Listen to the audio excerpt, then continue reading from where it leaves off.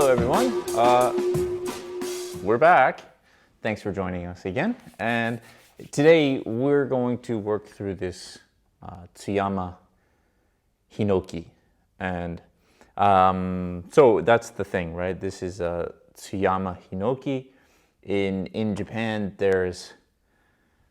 they make some amount of concern about what what area and essentially what mountain different trees come from, right? That's where you get the Itoyagawa Shinpaku, right?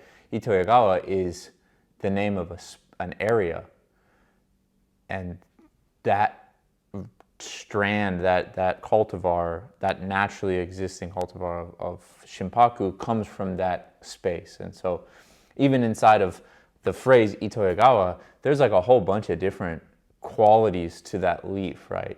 So at any rate, this is what's referred to as a Tsuyama Hinoki because it comes from Tsuyama, right?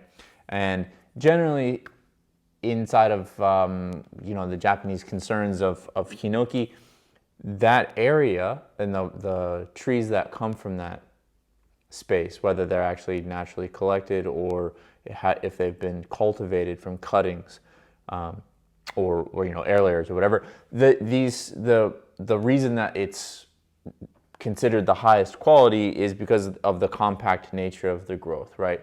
This kind of Hinoki versus a different kind, obviously in America and in Europe, I'm sure you have multiple different cultivars of Hinoki that we can all just call Hinoki. But specifically, this is a Tsuyama Hinoki, and so in that sense, just like the Itoyagawa Shinpaku, this particular strand is the one that is held in highest regard for the quality of its leaf. So that's a little bit about this tree. And this tree's, what can I say? I've had this tree for how long? Maybe a year, I guess. And as you can see, it's quite healthy, quite vigorous. Let me give you a spin around to have a look at it.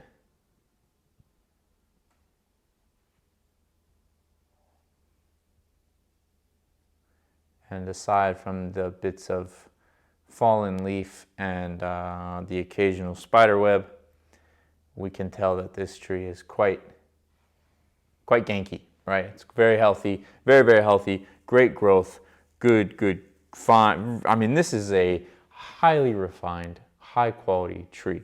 If we look into it, we can see that actually there's only, there's like 3 or 4 branches in this space right here that have wire, and the rest of the tree has no wire on it, right?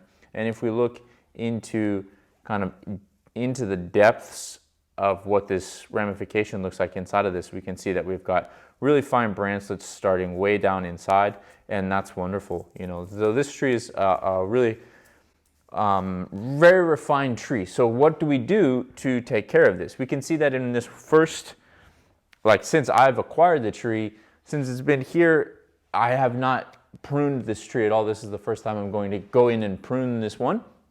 And we can see that its silhouette is a little, there's some areas that are a little long, right? We can, up here we have like these long bits of growth. In here we have these long bits of growth. So at this level of refinement for this tree, how do you go about pruning it at this time of year in the fall, right? We've allowed this thing to grow essentially unchecked through the growing season, and now in the fall, once the heat has gone out of the weather, as the saying goes, now I can come back in and I can prune this back to shape and set it up for its growth next year. There's a